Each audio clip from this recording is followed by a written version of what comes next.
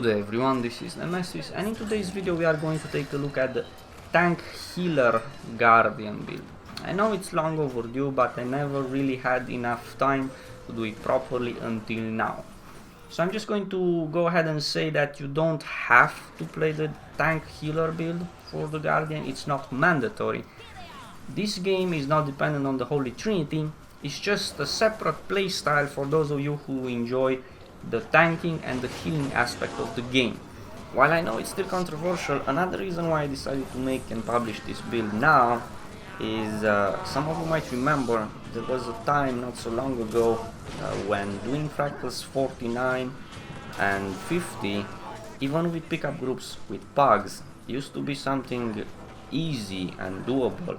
Now it's become long and frustrating, and the reason for that is, I would say, the Berserker meta.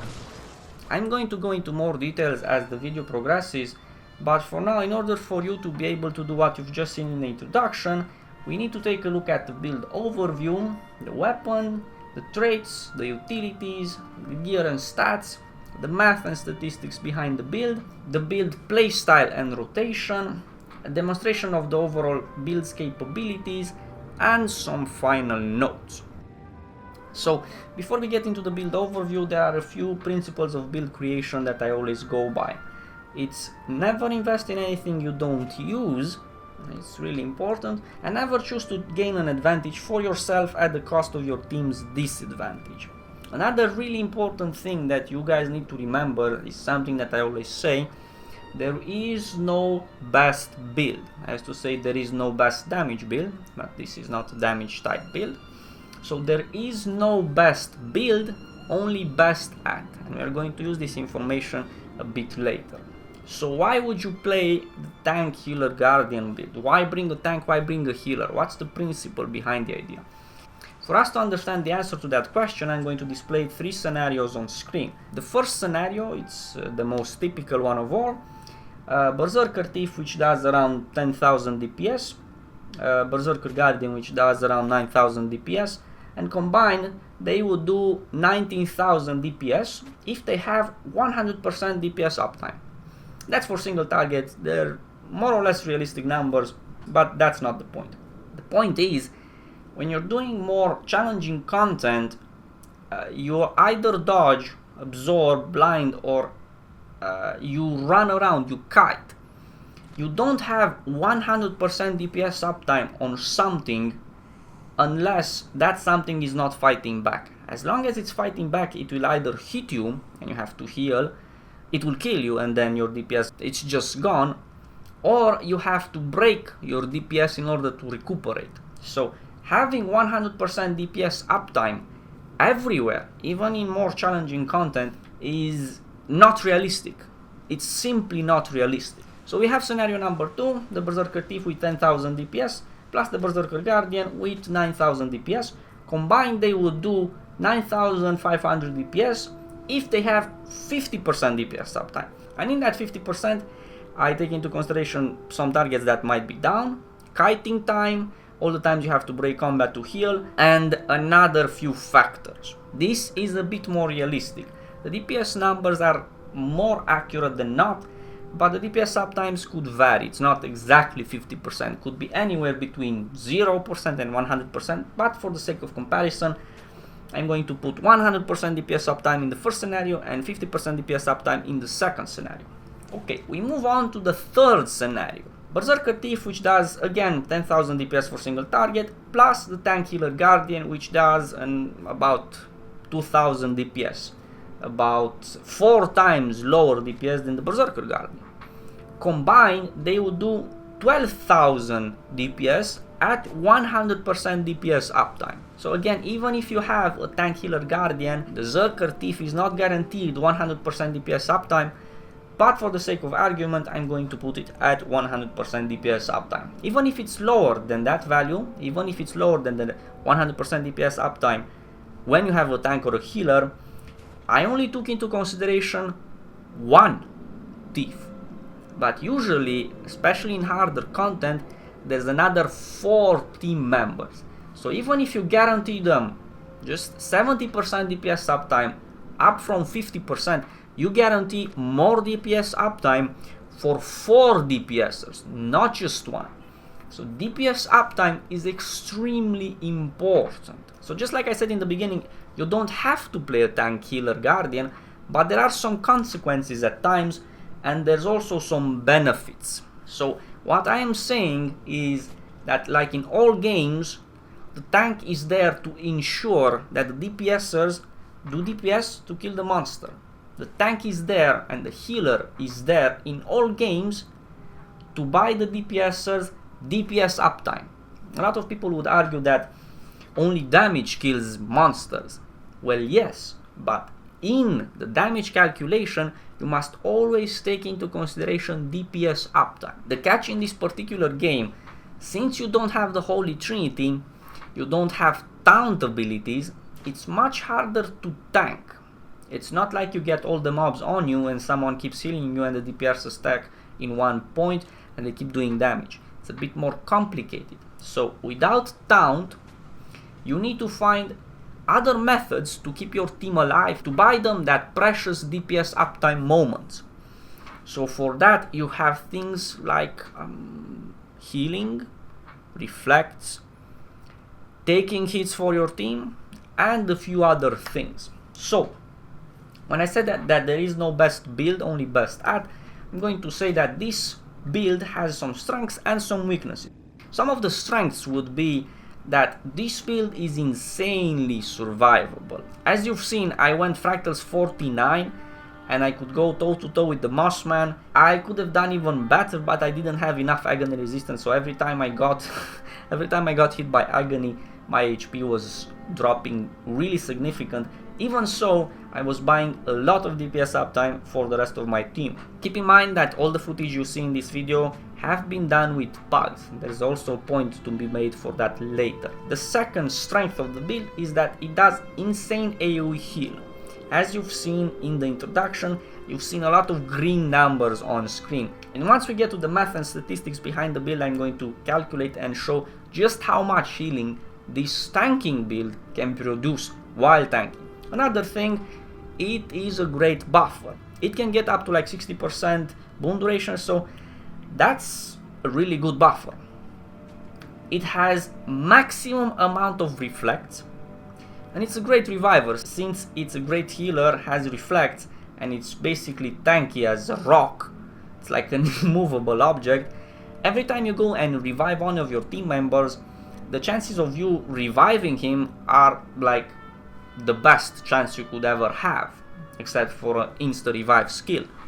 So the chances of players in your team stop producing DPS because they died permanently are greatly reduced. On the flip side, the weakness of this build is the fact that it has no damage. I mean, it does have around 2000 DPS, but that's really negligible, it's not really that important. So now that we understand the principles that the tank healer guardian build needs to follow in order to be an effective build, not only as a standalone, but at the same time it has to do something in a party, in a group, in various scenarios, the first step would be to choose the weapons. So we take a look at the mace. First skill, smash your foe. It's actually a chain of 3 attacks, and on the last hit it does a heal. Second is regeneration plus healing, symbol radius 240 plus a bit of damage. Third ability, protector's strike, 15-second cooldown. Surround yourself and nearby allies with a shield. Damage foes that strike protected allies, grant protection to yourself and nearby allies if you are not struck. So this is the type of skill that you would use to absorb a strike. If you don't absorb a strike, however, you give protection to your allies. Protection directly mitigates direct type damage, power type damage. So mace is definitely something you want to have. We move on down and we have the shield. Create a shield wave in front of you that damage nearby foes and give protection to yourself and up to 5 allies. So we have first protection and second protection. Already we see we have about 10 seconds of protection. Okay, shield of absorption. Create a dome around you that pushes back foes and absorbs projectiles. Projectile absorption is really good. It's only a 4-second duration, but we will have a few others as well. So this is the main set weapon, and we have a secondary weapon set, which should be, let's say, staff. Powerful shockwave hitting up to 5 foes, auto attack. Orb of Light. Fire a moving orb of light, damages enemies and heal allies it touches. Detonate the orb to heal nearby allies. So again, more healing. Symbol of Swiftness. Sear a mystic symbol into the target area, damage foes and granting swiftness to allies. Healing plus swiftness plus combo field light. Symbol duration 4 seconds. If you look closely again, I did a modification and this seal no longer heals, and neither does this one. We'll get to the reason why both of these symbols heal in a few seconds. You also see that the symbol radius has been increased, so that's done from the traits. Fourth skill, Channel Might to yourself and allies around you. Heal nearby allies when it ends. 20-second cooldown for 14 seconds of might, 12 stacks. That's really good, especially since you can go even higher with the duration. Last but not least, Line of Warding. Creates a line in front of you that foes cannot cross. It's a great CC'er. It's another form to protect your entire party. If you have meleeers that charge towards your team, one way of protecting them besides healing them would be to prevent those chargers to hit your team. Instead of taunting to prevent the charges from hitting your team members, you stop them in their tracks. All the skills from the weapons that I have chosen further benefit the principles that have been discussed in the build overview. Basically, it favors this particular playstyle. It enables it to do what it is supposed to do. Moving on to utilities. For the healing skill we have Shelter. Blocks attacks while healing. This combined with Protector Strike, with more protection, with Virtue of Courage, which grants Aegis every 40 seconds, grants Aegis to yourself and nearby allies when activated. As you can see, we are building up the elements required for you to make a proper tank, or you can move towards the healing side and choose Healing Breeze, which heals yourself and allies in a cone in front of you. The first utility would be Wall of Reflection. 32-second cooldown, duration 12 seconds, combo field light. Protect the target area with a wall of mystical power that reflects projectiles. So 12 seconds of projectile reflection.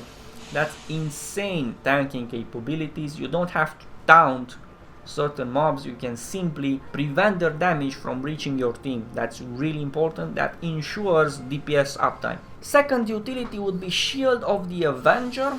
Has a 20-second duration and a 60-second cooldown. Summon an arcane shield to defend you. You can also command it. Command the Shield of Avenger to fly out and weaken multiple foes. This destroys the shield. It's also a stun breaker. Really good to have a stun breaker as a tank. And on top of that, the Shield of Avenger generates a lot of absorption bubbles. Something like Shield of Absorption, but it keeps generating it. I will demonstrate a bit later. Moving on, we have Sanctuary. Almost 100-second cooldown, has an 8-second duration, has a bit of healing, a radius of 100 and 200 and a range of 900. Most of the consecration skills don't normally have a range. This is something you guys need to understand. Most of the consecration skills do not have a range, but I made them have a range with the traits. We'll get to that a bit later. So last but not least, Renewed Focus. Focus making yourself invulnerable and recharging all your virtues. Aegis, Protection, Retaliation, also Aegis for your entire team. Healing, Regeneration, Retaliation and Conditional Removal. As you can see, these blue stuff have been altered from traits. Everything that is blue has been altered and you don't really get it through normal meals. It's not a standalone thing that this skill comes with. If we use all of these, we can actually make ourselves invulnerable, which is really useful when you're tanking. Every tank should have the ability to become invulnerable sometimes, but at the same time it refreshes this, and especially something like this with 69 with 69-second cooldown, Aegis for your entire party, and you can use it basically twice. So if we are to sum it up, so far we have Aegis and protection for the entire team, times 2 because of the renewed focus. We also have another absorption skill plus protection, double protection, so 3 ways of mitigating one hit plus 3 protections, yes, 3 protections, 1, 2, 3, 4 ways of dealing with projectiles, so 3 absorptions versus direct hit, 4 ways of dealing with projectiles, 3 ways of providing protection, healing and regeneration, more healing while buffing, a way to deal with chargers, and even more healing and blocking for yourself, or even more healing from healing breeze. We are looking very good so far, very good, but we have missed one thing we have missed. That's protection against conditions. When you're tanking and when you're trying to protect your team, and since there is no taunt, you need to make sure that your team is not vulnerable to conditions either. We have a lot of defense against projectiles, we have a lot of defense against direct hits, we have a lot of healing, we have boons, we have everything except protection against conditions. Therefore, in certain fights, these utilities can be changed for, let's say, purging flames. Create a ring of fire that burns foes and cure conditions on allies. Conditions removed 3. Purging flames combined with Traited's virtue of resolve removes a lot of conditions. But there's even more you can do. You can put smite conditions. I wouldn't recommend it. Or you can use save yourselves, which is draw condition from nearby allies to yourself, gain multiple boons for the duration, in combination with contemplation of purity. So it's basically remove 3 conditions, remove another 3 conditions, and remove all conditions and transform them into boons. And if you want to go even more crazy, switch the renewed focus into Tome of Courage, summon an ancient tome that grants you powerful support spells and protection, blah blah blah, activate. We have Purifying Ribbon. Cure 1 condition on each ally hit and it bounces 5 targets, has a 3-second cooldown. You really remove conditions with this, and you also have fully heal up to 5 nearby allies with Light of Deliverance. And of course, we can also heal allies in the target area. You can spam this all you want for about 20 seconds and grant protection and regeneration to allies in a cone. So as you can see, we set ourselves in such a way that we have protection against projectiles, direct attacks, and if need be, conditions for the entire team, while being tanky and while having a lot of healing skills and the ability to buff your team with might and protection and regeneration and swiftness and all the good stuff. So now we are going to move on to the traits, because some of the skills that you have seen on my bar might not resemble what you have on your character. So these modifications come from the traits. When we think traits, we need to choose traits that further increase the effectiveness of our chosen playstyle. So with that in mind, we are going to look at Zeal, which increases power and condition. We're not going to do any power type attacks and indirect type damage, and we won't use any conditions, so this straight line is not really for us. Radiance, precision and condition damage. Again, we are not going to use any conditions, and precision is the equivalent of critical strike chance, and we don't want to do damage. We want to be a tank and a healer at the same time. We move on to Valor, toughness and critical strike damage. The toughness translates into armor, which is quite useful for us, but at the same time critical strike damage is not, especially since we don't have any critical strike chance, so we'll just keep this in mind for later. We move on to honor, and we have increased vitality and healing. Vitality equals health and healing is good. Healing is good. So let's see if we find anything in honor that is useful for the build that we want to make. Gain vigor when you deliver a critical hit, useless. Not a good start. Symbols are larger. This is a symbol and this is a symbol, so just make them considerably larger so that the team can benefit even if they are not clumped up. The next one, at the end of your dodge roll, heal nearby allies. So when you dodge, you basically don't die because you just dodge a hit that you cannot absorb. And there are a few hits in this game that you cannot absorb even with this build, but you have dodge.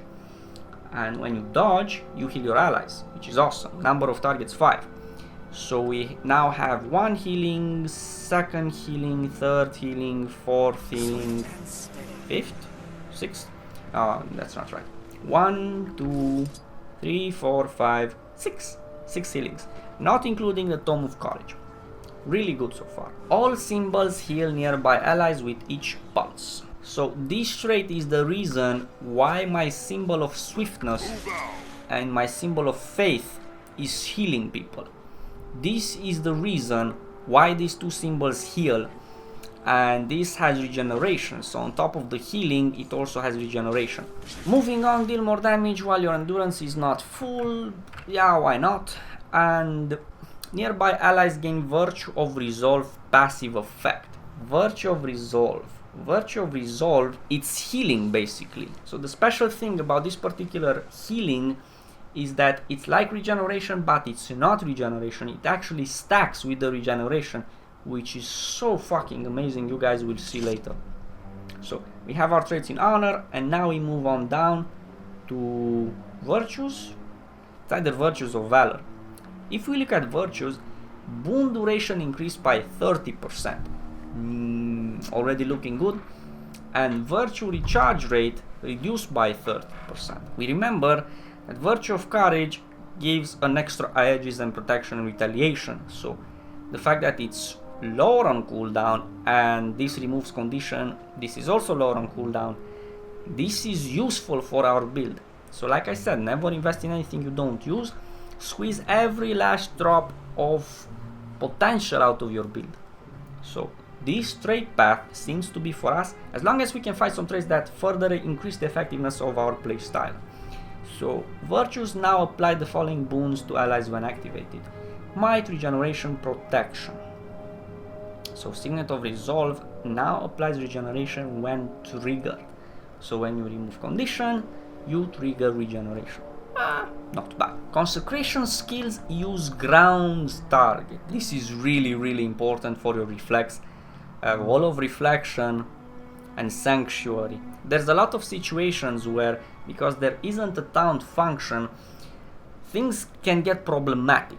You find yourself tanking a boss and then he turns around and throws a projectile at one of your team members and he goes down. So you either go with the boss to revive that player, which is not really recommended, or you put a Wall of Reflection there, which basically allows the rest of your team members to safely revive that team member while you tank the boss in another place. So I wouldn't go anywhere without Consecrate Ground, especially in places with a lot of knockdown.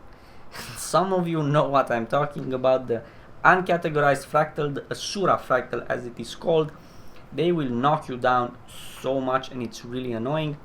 And you might think, yeah, stability, but they do a lot of damage at high level. So the fact that you can put the Wall of Reflection wherever you need, you don't have to be there, really helps out a lot. Moving on, gain retaliation when you activate a virtue, blah blah.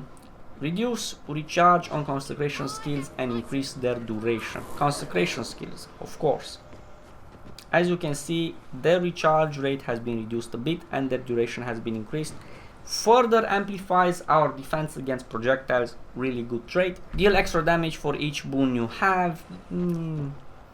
And activating Virtue of Resolve removes 3 conditions from nearby allies, and Virtue of Resolve passive effect is now stronger. So we know that we give our passive effect from Virtue of Resolve to everyone, and now we just made it stronger. And here is where the condition removal on Virtue of Resolve comes from Absolute Resolution. So we have 3 condition removals. Even if we don't use condition removals in our utilities, they're always there, and they are combined with the fact that our Resolve passive is now stronger. Without it, it's 161, and with it, it's 201. And once I buff myself fully, you will see it goes even higher than that. So around this point, we will have 10 points left, and we remember increase toughness by 10%. Gain Aegis when you are struck below the health threshold, which is 50%. We have 1 Aegis for free, 2 more Aegises if need be, and another Aegis for free once we reach a certain threshold. Some more blocking, some more absorption, just all the tools you require to be a really effective tank, and lose conditions at set time interval, 1 stack of conditions every 10 seconds. That's a little extra for yourself, just in case you need it at times. You don't have to switch your reflects to get some condition removals for yourself since you're going to be tanking. So everything has been designed in such a way that you have all the tools required to be a really effective tank, and you're a healer at the same time. A quite effective healer, as we will soon see. Moving on to the gear and stats. We know that we are a tank, therefore we should have a bit of toughness, a bit of vitality. We are also a healer, therefore we should mix up a little bit of healing power. We know we are also a buffer according to the build overview, so definitely a bit of boon duration for Empower. So the gear is as follows. Naturally we are going to use cleric stat gear. Power, toughness, healing power across the board. The entire armor is power, toughness, healing power. Inside my armor I used superior rune of the water. Healing power, boon duration, healing, chance to remove a condition when hit, which synergizes really well with conditions removed every 10 seconds. So this is for our individual boon removal, so we don't have to change our reflex to have condition removal for ourselves, and even a bit for the team. You only change your utilities where you have really heavy condition fights. You also get an extra 90 healing, and when you use a healing skill you heal nearby allies for a small amount, and I'm going to demonstrate just how much that healing is once we reach to the math and statistics part. Okay, for the weapons, power, toughness, healing power, power, toughness, healing power across the board, and I'm using superior sigil of energy. Gain 50% of your endurance when you swap to this weapon in combat. 9-second cooldown. The weapon swap is on a 15-second cooldown, therefore you regenerate 1 endurance every 15 seconds. Why would I do that? Why would I use this? Well, like I said, we have a lot of Aegises, more Aegises if we want with renewed focus, even more Aegis once we drop to 50% of our health. But there are some hits that you can't absorb in this game. There are some hits that can prove too much even for this build. Not that many, but there are. So you should dodge. Every tank should be invulnerable, should dodge, should block, should do all that stuff. So when you dodge, you evade, but also if you remember, when you dodge, you heal 5 targets. So we turned our defensive mechanism into an extra heal. And now, with Superior Sigil of Energy, we dodge more often. That's like 1 extra dodge, and we heal more often because of that. On my shield I use Superior Sigil of Life, again 10 healing each time you kill a foe, max 25 stacks, pretty standard. And on my staff, Superior Sigil of Energy again. Okay, for my accessories I'm using Power, Toughness, Vitality, back piece. I need a bit of Vitality. Without the Vitality I will get from the accessories, my HP will be dangerously close to 13,000, 12,000, which is not a place I want to be, especially since some monsters can hit up to like 10k. It's not safe, from my opinion. So I rather drop down on the healing a little bit just to get a bit of Vitality. Same for the rings, Power, Toughness, Vitality, Power, Toughness, Vitality. Earrings, Power, Toughness, Healing Power, Power, Toughness, Healing Power. Same for the amulet. Last thing you can add gear wise would be the food, which is either an extra 20% boon duration or some more healing power, whichever you prefer. If you go more healing power, you will end up with 1671, and if you want to go into a more of a buffer state, you don't need to tank or heal that much, you use boon duration food and you end up at 65% boon duration, which will put your Empower at 16 seconds out of 20. That's pretty good. You might want to customize a little bit more, get more boon duration. You can actually get to 19 seconds out of 20, and basically you play as the primary buffer. But in my opinion, it's not really that important.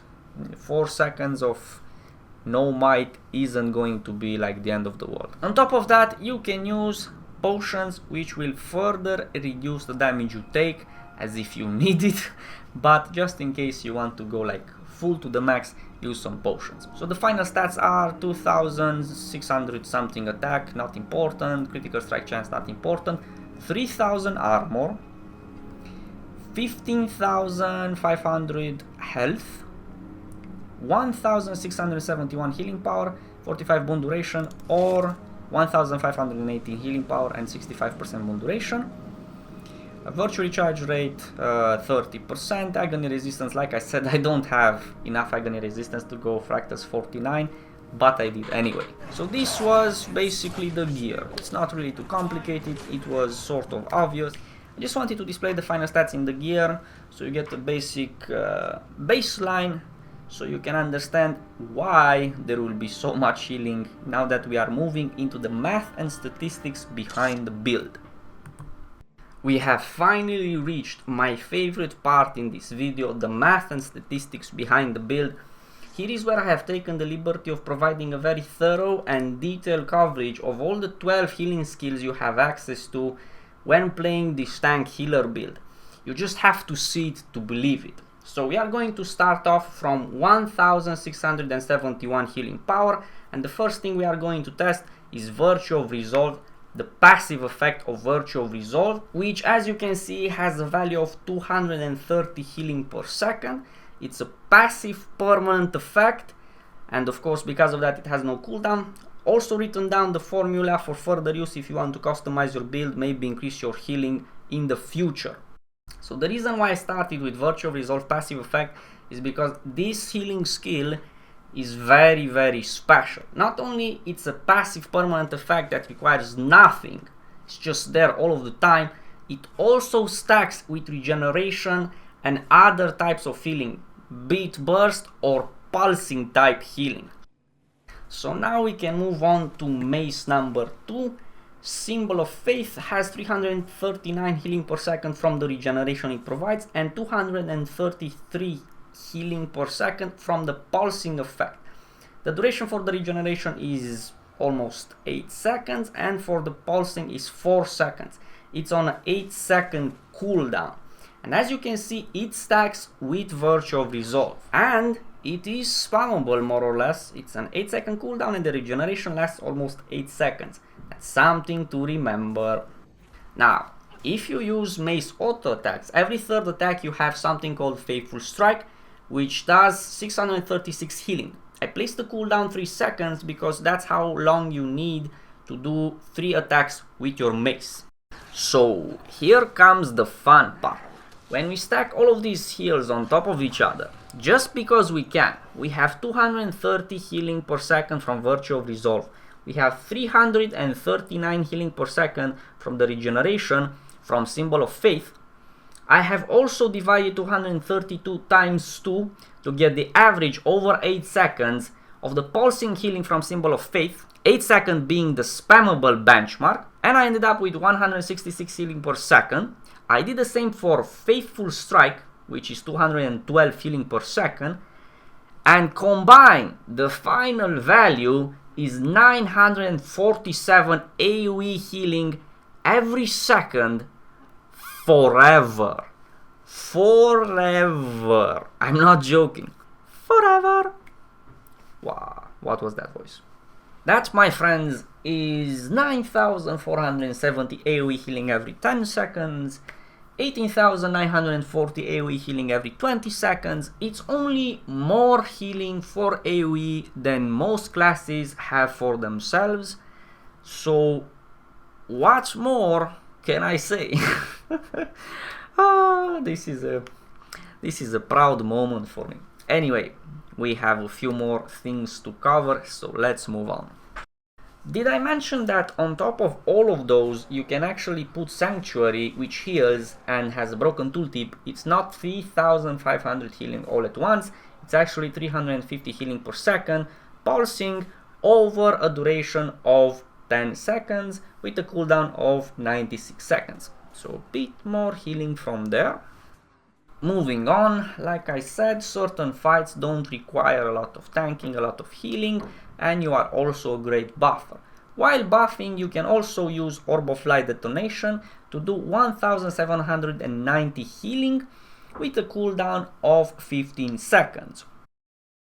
If you remember, we also traded our symbols to heal, so we have Symbol of Swiftness, 230 healing per second, pulsing for a duration of 4 seconds with a cooldown of 15 seconds. We are still using staff, still in buffer mode, and still doing a bit of healing. Another thing you can do in buffer mode, but it's not really restricted to the buffer mode, the trait Selfless Daring will make every one of your dodges generate 1799 AoE healing. Don't really know the cooldown to this skill, but it's not that important since you are limited by your stamina, which increases from the sigils, if you remember. So yeah.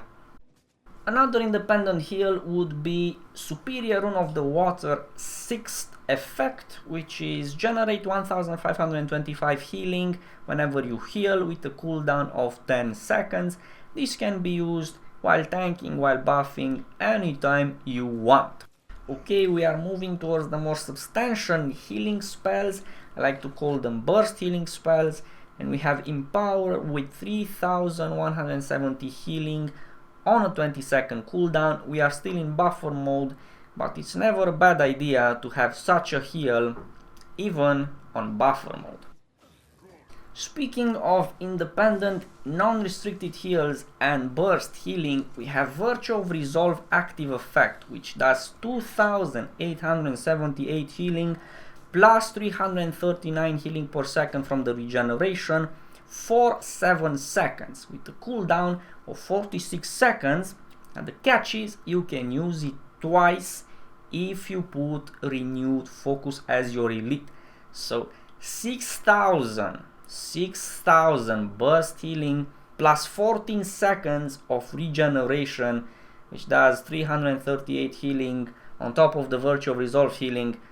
I don't know what to give you guys more except Healing Breeze, 1333 healing times 5. It's a channeling.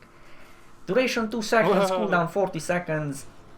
It's an insane heal, and the formula on wiki is wrong. As you can see, it does 1333 healing times 5, but the formula would state otherwise, so that's why I put some question marks under the formula. Anyway, really big healing. And now, the final healing skill, du pièce du résistance, Tome of Courage heal area, 2155 healing. It's spammable under 1 second for about 20 seconds. The tome has 180 second cooldown, that's something else. And on top of that, you have 15 seconds of regeneration of 339 healing per second from Protective Spirit, which is tome number 3. Tome number 5 has full healing.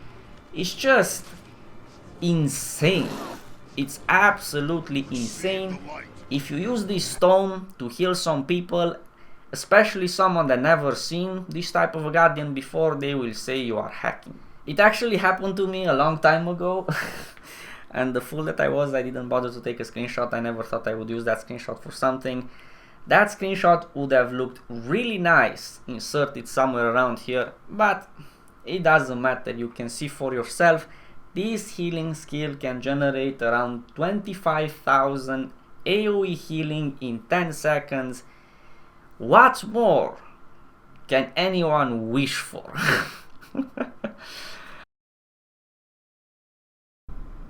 Okay, moving on. When it comes to the playstyle rotation, there isn't really an actual rotation, it's more of a playstyle. We could have, let's say, a standard mode, which is basically sustain type healing using Virtue of Resolve passive healing on top of Symbol of Faith and Mace 1 auto attacks. You've seen how much passive healing you can generate. And if you ever need some burst healing on top of that, you have the independent heals, which is Virtue of Resolve active, times 2 with renewed focus, Shelter with the rune, or Healing Breeze, also the Tome of Courage. Any one of these healing, regeneration, and fully heal up to 5 nearby allies. That's simply enough. Some fights don't require that much healing and you can go into buffer mode. You have some healing, a bit of other healing, buffing, which is really important. You can buff really well, especially if you use, like I said, more boon duration. As you can see, 16 seconds out of 20.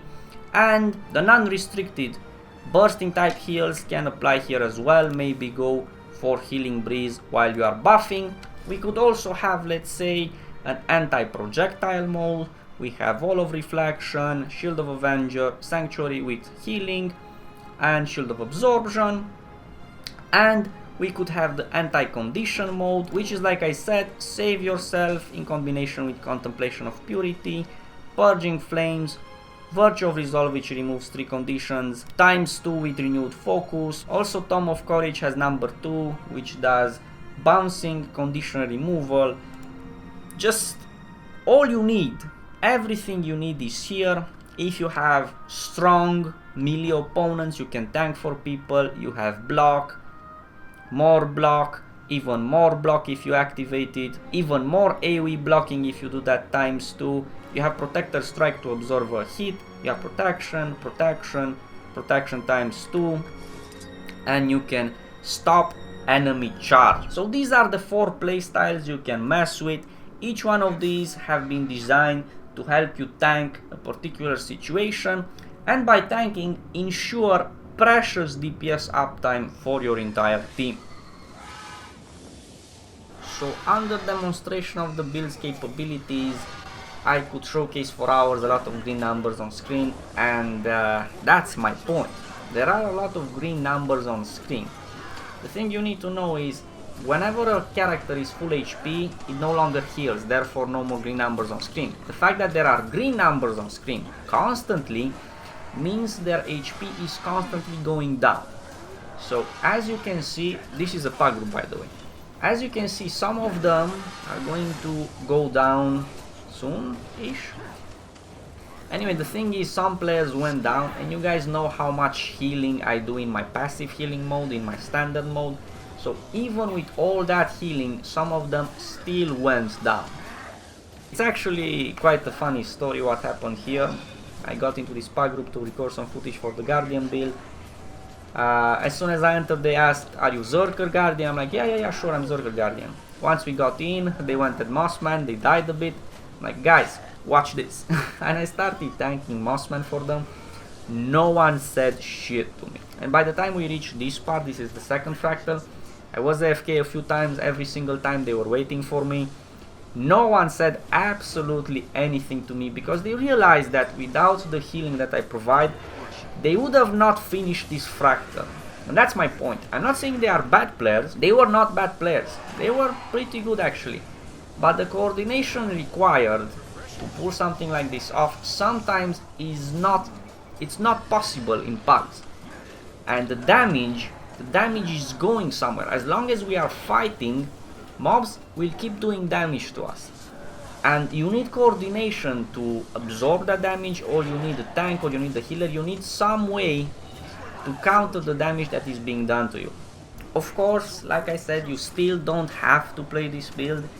You can still corner stack, you can still exploit to go over the map, under the map, you can skip mobs. A lot of stupid shit I don't really agree with. But when it comes down to it, when you have to fight, there's no way around it. You have to do something to stop the damage that is coming towards you, whatever that something is. You can always kite, but you lose DPS uptime when you kite. And it's all about the DPS uptime. Like I always said, it's all about the DPS uptime. So whatever you do, keep in mind DPS uptime. So this was everything that you could possibly know about the Tank Healer Guardian build. Everything that I could think of, at least. I hope you guys enjoyed. I hope you found it useful, because it required a lot of investment. Took a really long time, a lot of effort to make this one, but I did it. Not just for myself, and just I wanted to have one more, and the fact that I already got the gear and I thought I would share with the rest of the community. It's more or less of a, I wouldn't say necessarily personal. For the last 1 or 2 months, ever since I made the Berserker Guardian build, my version of it at least, I got a bit more hate than usual. Still not a lot of hate. I still have a really good like-dislike ratio, which is weird.